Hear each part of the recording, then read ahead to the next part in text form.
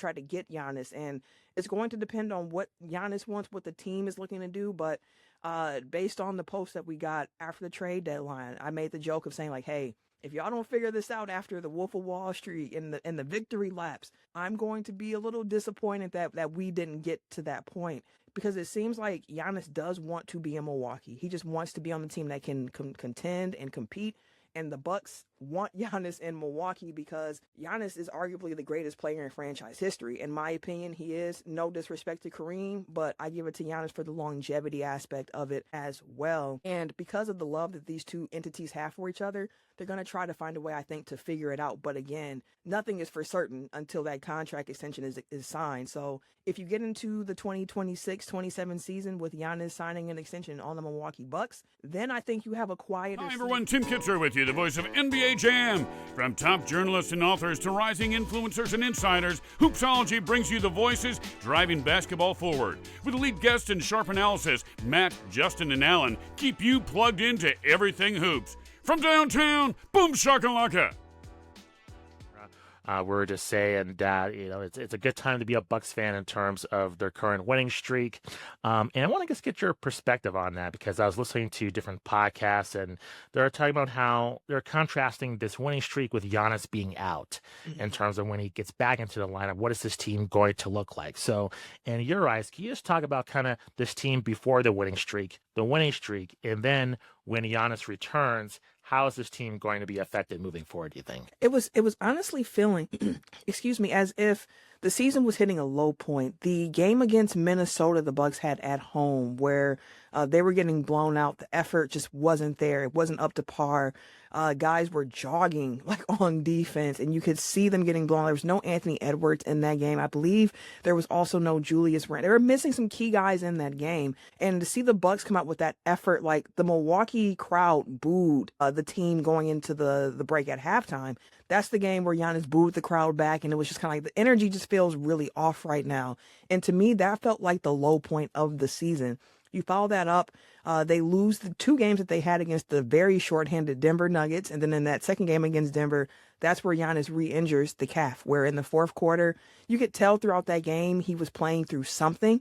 And then that fourth quarter is when it really kind of got exasperated, and he's been out ever since that game. And it felt like the low point where, like, man, this is not a team that was designed to be bad. This is not a team that's doing the backhanded tanking things in order to make themselves a bad team.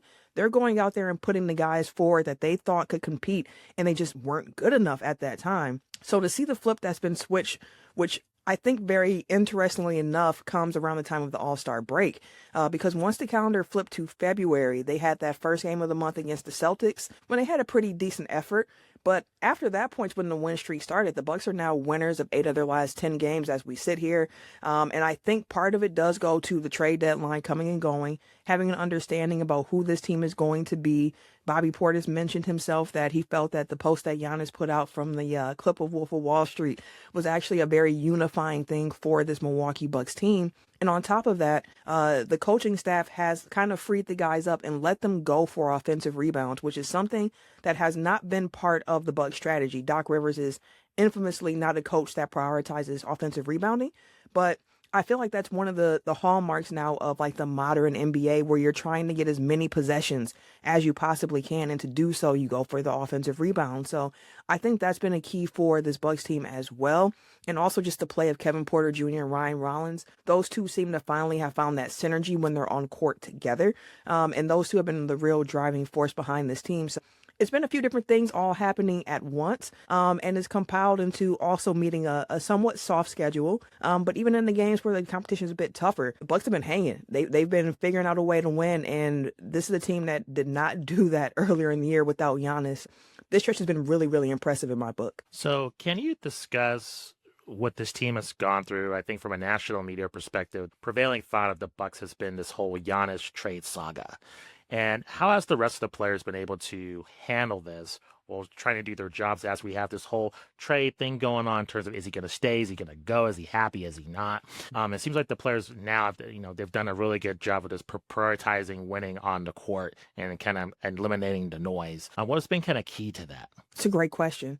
I think for this team, like, this is the most in-season conversation that the Bucks have ever had to deal with in regards to what does Giannis want. Like, it's not the first time we've heard trade rumors, but this is the loudest it has ever been, especially during the season. The Bucks losing the games also contributes to that. It's just the momentum wasn't there for them. And you heard various guys coming out and answering the questions from time to time. Like Kevin Porter Jr. was one of saying, like, this is fake news. Like, Giannis would have told us straight up. If that's the case, you have Bobby Portis doing his media as well. Doc Rivers answering questions about that. And Doc even said, like, look, Giannis is doing a decent job of trying to keep this locker room together during all of the rumors. And Giannis said, hey, if guys come up to me, I'm going to give them a straight answer.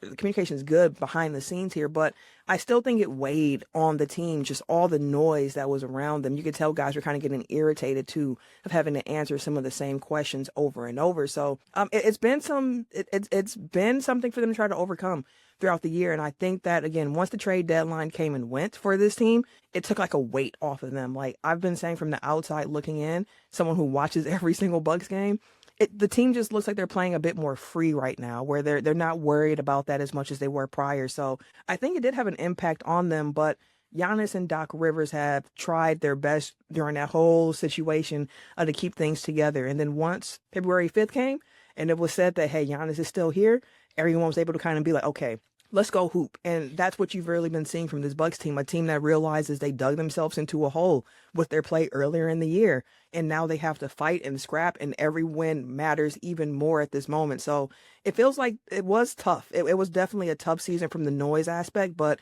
they found a way to at least stay together to this point where you can see growth in this team from areas where they weren't as strong earlier on in the year. You mentioned growth.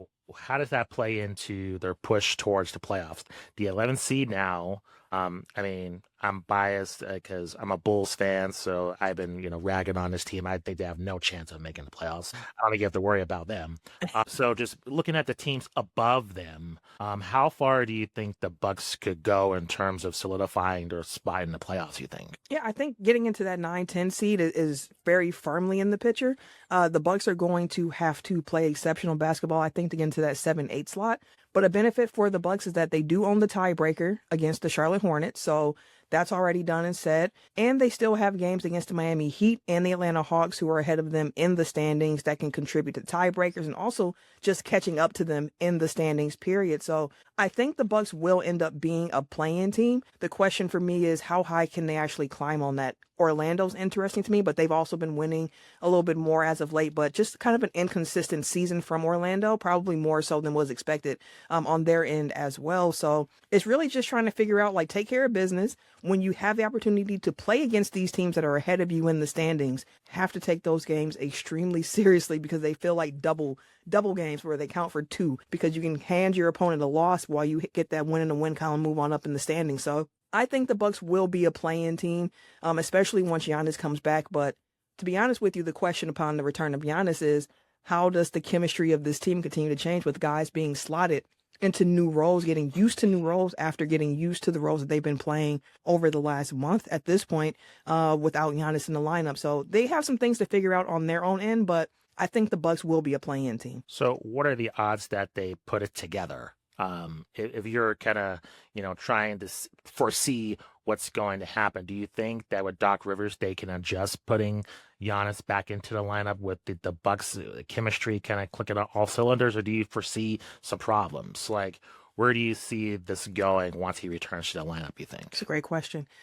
I'll frame it this way. Heading into the season, my goal for the Bucks was like, hey, if you can win a first round series, like, I will be, this is a success, because the Bucks haven't done that in so many years at this point now, since 2022, the year after they won the championship. And ever since then, have not been able to get out of the first round. So going into the season, like, hey, if you can get there, get into a playoff series and win that first round series, the season is a win in my book. I know if Giannis heard that, he'd be like, that's not what we're here for. We're not here to play for first round playoff victories. Just looking at this team, I felt like this season was step one in a retool direction. Some people were saying a gap year. I'm not seeing it as a gap year, but more like a retool of what can we actually put around Giannis in this new era of Bucks basketball that can work. And so having that be my perspective of the team going into the season, and then seeing them kind of stumble throughout the beginning of the season where they were just bad at various times, losing games that I did not expect them to lose. and just not playing consistently. So now seeing how they're playing together, seeing contributions from some guys who might have fallen out of the rotation who are now back, like a Jericho Sims, the additions of Cam Thomas and Ousmane Dieng, seeing how that all is coming together now, it's like this could be a really fun and frisky team come playoff time. But I still think that this is not, even with Giannis being the best player in the conference, one of the best players in the league, I don't think of this team as a championship team this year. So ultimately, I've been saying that I'm looking at this for the rest of the season as house money, where if the Bucks win and they find themselves in that play-in position, which I expect them to do at this point, I'm going to enjoy that and have fun and enjoy seeing some of these younger players get additional playoff experience, even if it doesn't lead to anything more besides laying the groundwork for the future.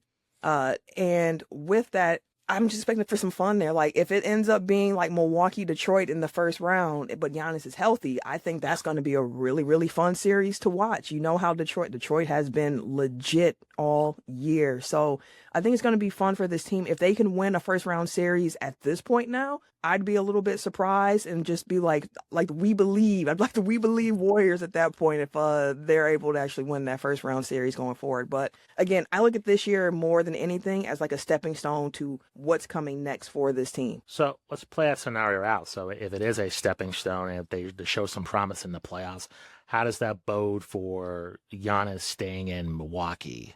Does that kind of quell that talk? Like, can you kind of go over his contract, his options? What are you kind of feeling in terms of the summer?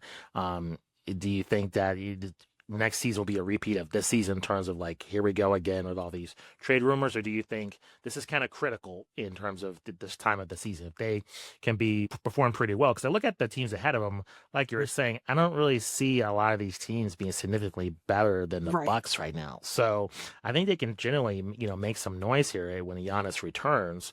So what does that kind of do in terms of the Bucks' future if they are successful and Giannis is put in more of a positive mindset? Do you think that's possible heading into the offseason if that does happen? Yeah, I think that is exactly possible. It makes me think back to, gosh, I can't think of the year, but it was kind of like during the development years of Chris and Giannis coming up before the championship year, before Mike Budenholzer stepped in as the head coach. And they had the playoff series against Toronto. And I remember them going to battle. And during that series, Chris Middleton got sick. And during the last game, Chris left everything he had out on the court. It wasn't known like publicly that Chris was sick and dealing with things, but he was. And Giannis said later on, like during that playoff series, that's when he realized Chris is someone who has to be by my side going forward, because he is someone who gave everything that he had to play this game, to try to find a way to win. And that's the kind of guy I will go to battle with any single day. So for me, like come playoff time, it's discovering who are those guys that you think you can go to battle to on a winning team, on a team where it's a contender, because a lot of the pieces that the Bucks are looking at, they're young guys. And part of this season and the up and down nature of it has been young guys learning and understanding, getting their reps, figuring things out, which is why Kevin Porter Jr. and Ryan Rollins, and seeing the two of them finally find that synergy on court together has been like, hey, there's some growth right there from this young backcourt. So I think that's the framework of like, which of these guys can we go to war with going forward? But also in the summertime, John Horst is going to have access to more picks. And if there's one thing we know about John Horst is that man is not afraid to make a trade, to make a swing, to try to figure out what he can do. The Bucks will have access to 3 first-round picks that they can trade themselves this summer. So it'll be interesting to see what which direction they go in.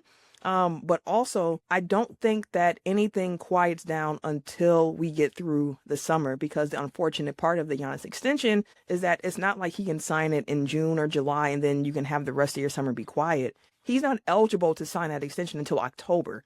So I do think it's going to be a very loud summer, because like the Bucks having more draft picks available to them and just more that they can put in a trade package, other teams will also have more that they can put in a draft or a trade package to try to get Giannis. And it's going to depend on what Giannis wants, what the team is looking to do. But based on the post that we got after the trade deadline, I made the joke of saying like, hey, if y'all don't figure this out after the Wolf of Wall Street and the victory laps, I'm going to be a little disappointed that we didn't get to that point. Because it seems like Giannis does want to be in Milwaukee. He just wants to be on the team that can contend and compete. And the Bucks want Giannis in Milwaukee because Giannis is arguably the greatest player in franchise history. In my opinion, he is. No disrespect to Kareem, but I give it to Giannis for the longevity aspect of it as well. And because of the love that these two entities have for each other, they're going to try to find a way, I think, to figure it out. But again, nothing is for certain until that contract extension is signed. So if you get into the 2026-27 season with Giannis signing an extension on the Milwaukee Bucks, then I think you have a quieter season. But if, things don't happen and, in the summer and a trade happens, then it's like, wow, an end of an era that was kind of unexpected in a way, but talked about on end for so long that you could kind of see it coming. But again, ultimately, I think that the solution that both sides want is Giannis in Milwaukee and to find a way to contend. And with the Bucks having access to more draft capital to send out, I think you will see this team be aggressive in the summer, trying to retool around Giannis and figure out a way to get back into that contention tier. How has the fan base reacted to this?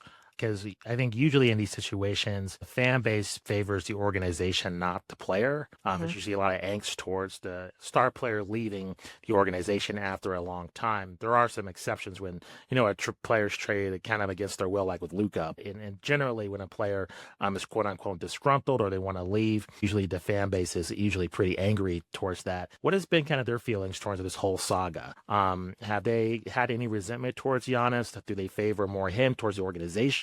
What's kind of their feelings kind of in the city or with the fan base? I think the most unifying part, because there's different sub branches, right? Different people, different kind of groups within the big group feel certain ways. But I think the general consensus has been a sense of just like fatigue of like, man, I am really tired of hearing about this. Y'all have been trying to get Giannis out of Milwaukee for like 7-8 years now. We are tired of hearing it. But this season, with the comments that Giannis was making, there was like a little subgroup that was also just kind of tired of being like, hey, Giannis, like you can end all this yourself if you wanted to, but we're not hearing the answer that we want from you. You have the other subgroup that's saying like, this is all nothing. Like he's never going anywhere. He's going to be a Buck. We're not worried about it. But a general consensus, even amongst those two groups, has just been, we do not like the way that this has been covered nationally. And we feel as if Giannis is talked about differently than any other superstar when it comes to trying to get him out of market. And we are tired of that. We are sick of that. He is ours. We want him here. Let's continue to go forward. Like that's our guy. We're tired of it. I think fatigue, again, coming back to that word, is the best way to explain it for the fan base. But Milwaukee loves Giannis, and Giannis loves Milwaukee.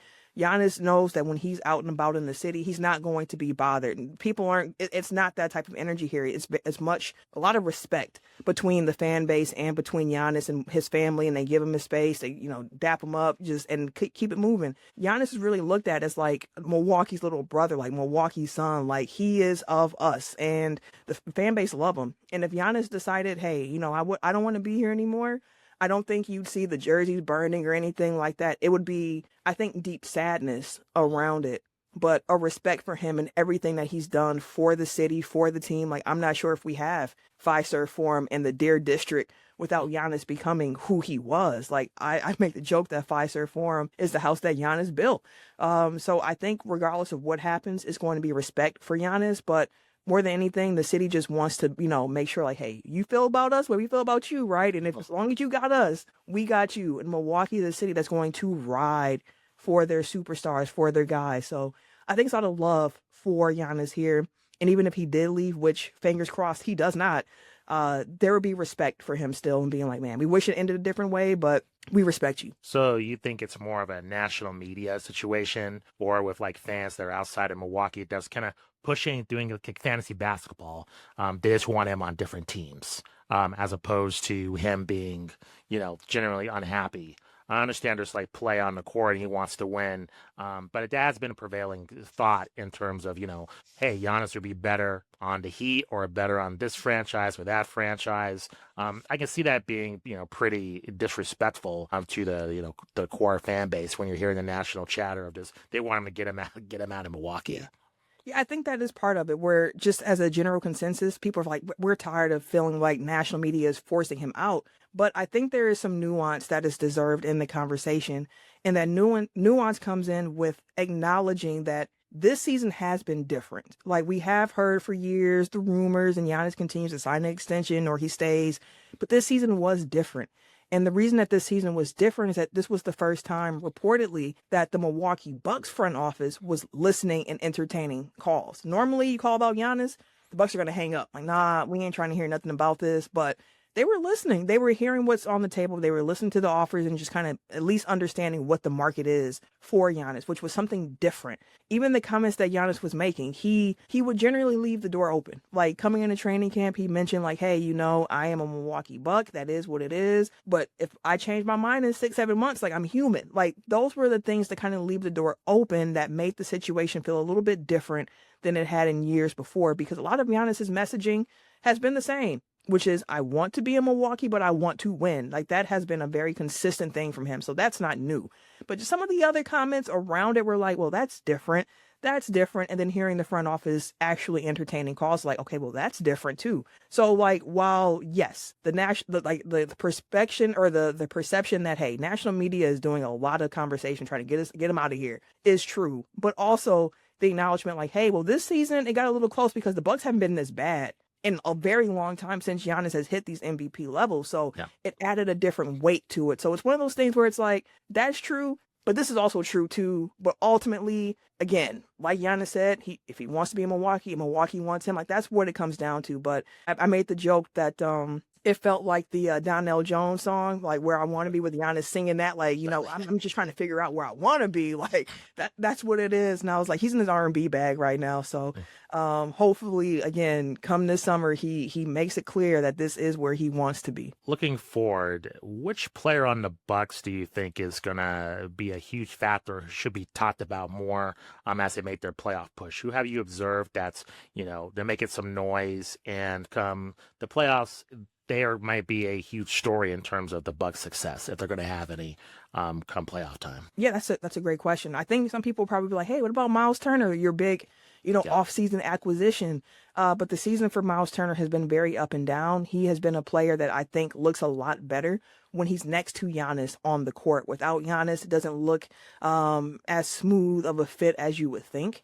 So that's one name that I'm just going to say that, people are probably going to wonder, like, how is it not Miles Turner? He's your second highest paid player. But that just hasn't been the quite fit for him this season. I think ultimately it comes down to those young guards on this team. I think you'll hear Kevin Porter Jr. and Ryan Rollins. And I use those two names together a lot. Because there is some dissension in Bugs Nation where there's like a Ryan Rollins camp and there's a Kevin Porter Jr. camp, and they kind of go at war at each other. But the reality of the Milwaukee Bucks is that both of those guards have to be good for this team to take that next step. They just have to be, because this team does not have many shot creators or ball handlers or playmakers. And the role that they play on this team is extremely vital, especially next to Giannis. So I think it's going to be those young guards who really can make a difference. And then the bonus name, like a swing piece and X factor, Kyle Kuzma, who is somebody who is much maligned for his play in Washington, where he had a green light, could do whatever he wanted.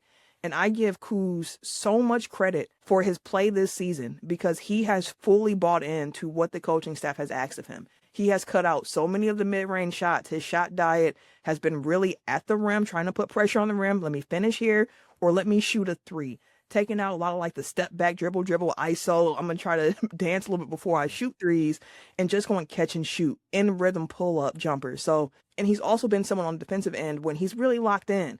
With his size, he can really bother some guys. So I think Kyle Kuzma is kind of an X-factor guy too, because last playoff series, they did not defend Kyle Kuzma at all on the perimeter. They just let him shoot, and it worked out to the opponent's benefit, the Pacers' benefit in this last playoff series. So if Kyle Kuzma is someone who's out there too and able to knock down those shots, play within control, in addition to those guards and healthy Giannis, like I think that you really do have something there with this Bucks team. So moving on to just the rest of the league, what have you observed in terms of your observations this season? A lot of chatter all over the place, positive, negative, about different things happening in the league. What has caught your eye this season that's made it different than previous iterations of the NBA? Just, I think, the acknowledgement of like the new guard that's coming up in the league, where it's like, I'm so used to Steph and KD and LeBron and these guys. I mean, Giannis kind of is in like that tier right under like the next old guys coming up. So used to those guys running the league and their peers being in the league, and just acknowledging and looking like, hey, it's a whole new guard of players coming into the league with so much talent, like Stephon Castle down there in San Antonio next to Wemby. Like everything they're building in San Antonio right now just looks fantastic. Jalen Duren in Detroit taking another step in his game alongside Cade Cunningham, who's honestly probably the MVP at this point, especially if injuries keeping SGA and if they take Jokic out anymore at this point. The surprise of certain teams where it's like, hey, this is the idea of the new modern basketball where you have an identity, you have a system, you go out there and you execute.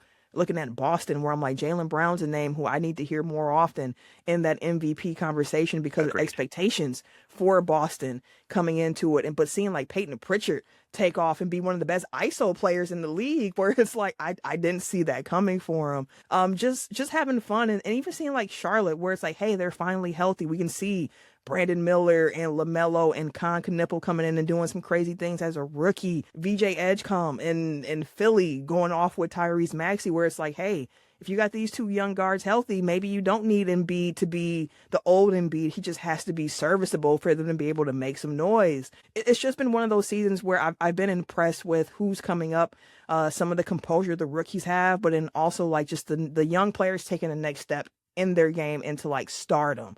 And that's been really, really fun to watch and being like, I see y'all. Like even Toronto, Scotty Barnes has been one of my favorite players. I'm naming all the Eastern Conference teams right now, but I watch more Eastern Conference than anything else with the Bucks. But Scotty Barnes has been one of my favorite players in the league this season as well. Just enjoying the next, who got next, and enjoying what that looks like. Yeah, it's been cool to see.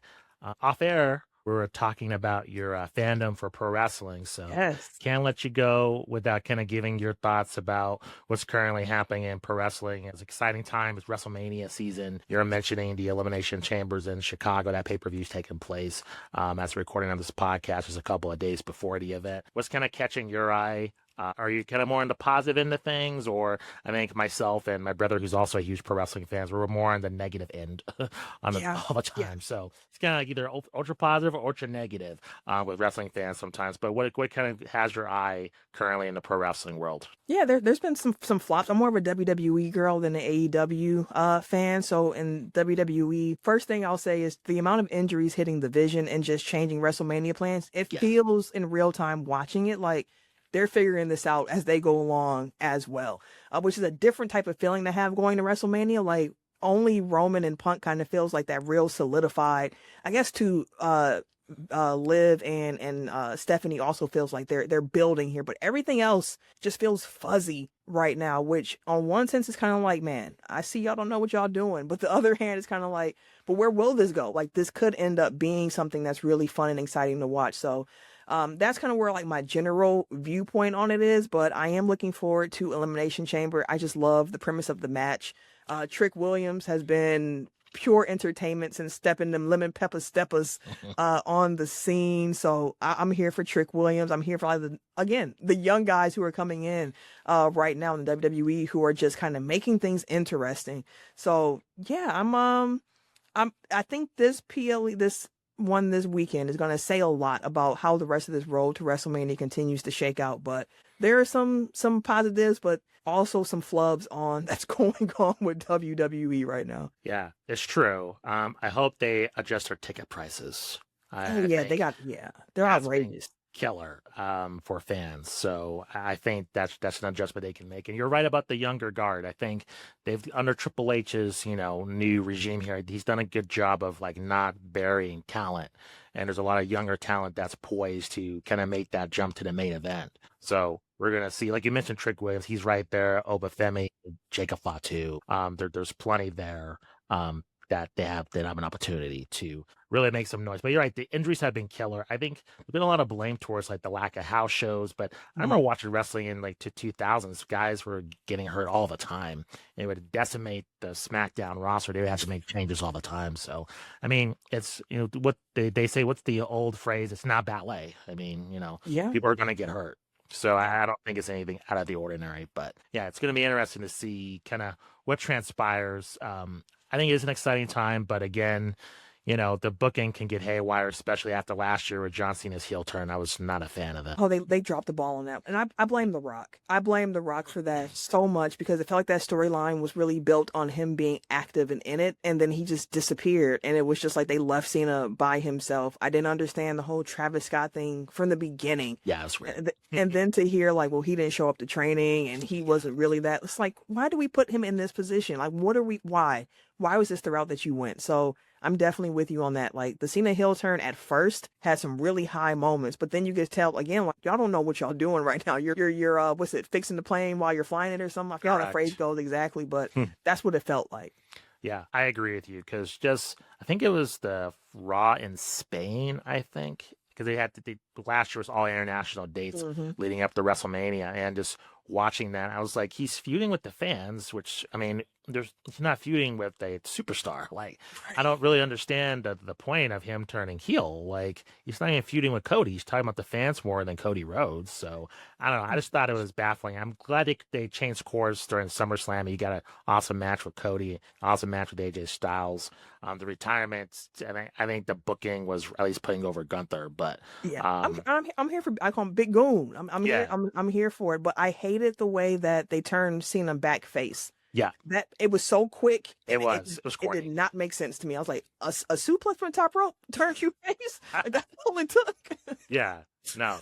True. Yeah, it's going to be interesting. Yeah, I agree with you. Yeah, certainly the heat is on, especially, next year WrestleMania is going to be in Saudi Arabia. I mean, that's going to anger a lot of fans just because that's a gathering place. I've been to WrestleMania once. I think it's 10 years since I've been to WrestleMania. It's crazy. But I just think this is kind of the time for them to kind of get their booking together. And, it's a bummer with the injuries. Just, Bianca's been hurt with her finger. I mean, that's been weird. And then, Naomi, hopefully she'll be back, after her pregnancy. But you never know. I mean, just, family stuff that changes the trajectory of anybody's life. So, yeah. But her career was certainly taking off before she left. So it's going to be interesting to see kind of what transpires within the next, 5 or 6 months or so. It is. And I mean, by the time Seth Rollins comes back, he don't have no vision to feud with. Right. They're all hurt too. Right. But I mean, for him, he has so many grudges. I mean, that's true. He hates CM Punk. He hates Drew McIntyre. So, that is true. I mean, all I hear is CM Punk bashing the Bears all the time. I mean, they have beef over just football anyway, let alone just what's happening in WWE. So I think that they can conjure up some storyline when Seth Rollins comes back. But you're right. Yeah, it's the whole point with him feuding with the feud, and they're feuding with the Vision, and they've dropped like flies. Yeah, and what happened to the Masked Man? Like, is he's going to disappear now? Like, right. It's been 8 different Masked Men at this point. Exactly. So, it is what it is. Yeah. Yeah, absolutely. So on social media, you can find me on the website formerly known as Twitter, Instagram, and Blue Sky at Camille Monet, CamiloeMonae. Podcasting wise, you can catch me on Locked On Bucks Monday through Friday. Honestly, at this point, almost 7 days a week on Locked On Bucks. You can find that podcast anywhere you get your podcast, as well as on YouTube.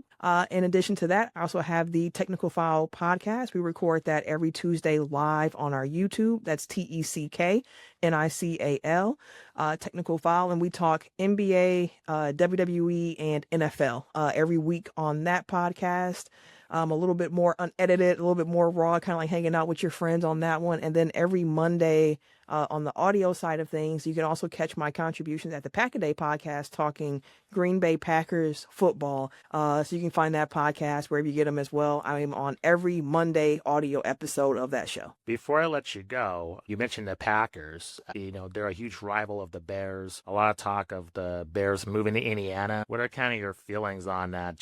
This as a core rivalry in having the Packers Bears in Indiana. This seems pretty weird. I don't know. You're engrossed in that rivalry. How would you feel about that? That does go. It would feel so weird and different, but like the Bears will still be the Bears. It will just be more jokes that come of the fact that they're no longer in Chicago. Like right. I've been just calling them the Gary Bears because it kind of feels like Care Bear, Gary Bears. I know it's not going to be Gary, Indiana, but until they figure it out, they are the Gare Bears in my opinion. No, I don't blame it. I think I'd be calling them the same thing if I was in your position. Kamille, thank you very much for the time. Truly appreciate it. Thank you. Anytime, truly. Hope to get another invite to come back and talk basketball and wrestling with you. Yeah, absolutely.